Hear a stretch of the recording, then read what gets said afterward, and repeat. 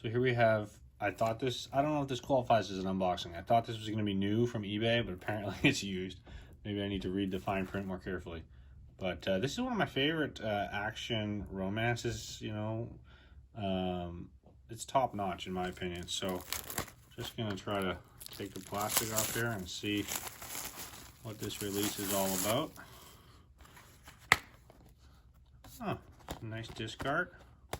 Everything's being retained properly.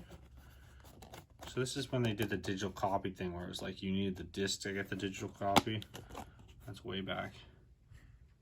But I see some scratches actually, but hopefully it plays okay. If not, I'll be leaving a bad review. But yeah, so there's the back. You can stop if you want to take a look at the features and the spine. So not a bad release at all, and really a great movie in my opinion. Really fun, entertaining, which is why I watch movies. Thanks for watching, guys.